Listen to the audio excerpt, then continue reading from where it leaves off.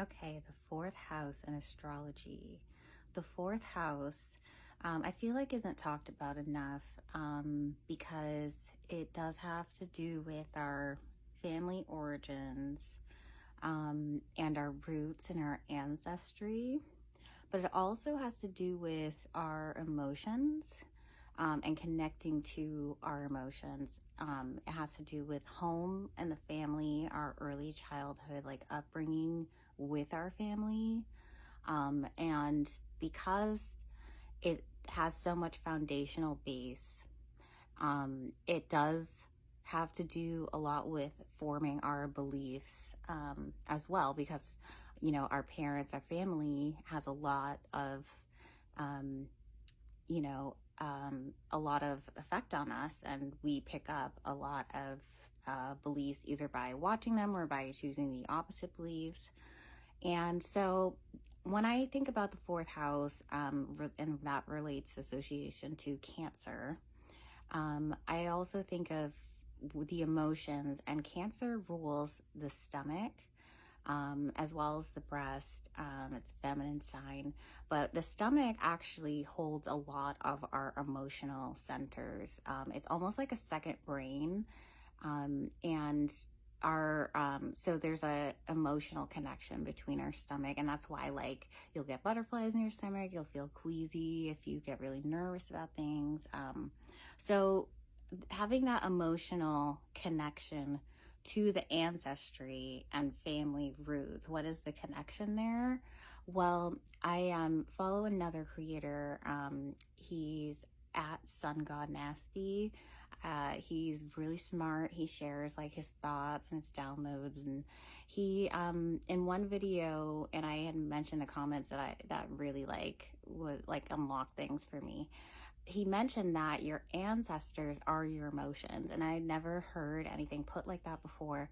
But when I think of ancestral trauma and generational trauma, that makes a lot of sense, because generational trauma is in our DNA, and our DNA is in our body, and having the emotions connected to the fourth house, as well as family and ancestry and roots, and also like even past lives and soul roots.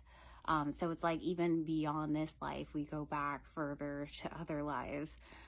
So ancestry in that sense, like a soul ancestry and a physical ancestry, those all tie into our emotions in this life. Is basically, I think, the connection there. So it's like our experience, our ancestors' experiences literally go into our emotional centers for this life, as well as our own experiences. So they're like compounded on top of all of the ancestral stuff mixed together. And that's what affects our emotional base, as well as our beliefs going forward, and how we want to express ourselves, along with our interests that we realize from the third house going into the fifth house of now we want to create things and bring things into this world of all the foundations that we have so far, because now we're going into the new sector of the chart, from the first to the second quadrant, bottom quadrant.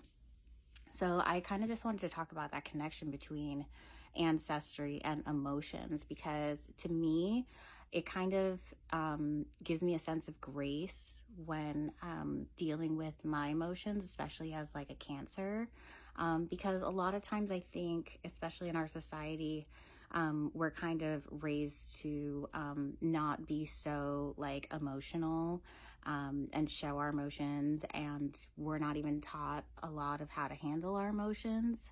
So knowing that our emotional center is literally connected and can be traced through ancestry, which I can, like, when we look in the chart, we can trace like a lot of like not only in this life but like past life traumas and like belief systems and emotional habits or patterns throughout the chart. So I just kind of wanted to expand on the fourth house, hopefully a bit, for anyone looking into that more, especially if like your north node's in the fourth house, or south node.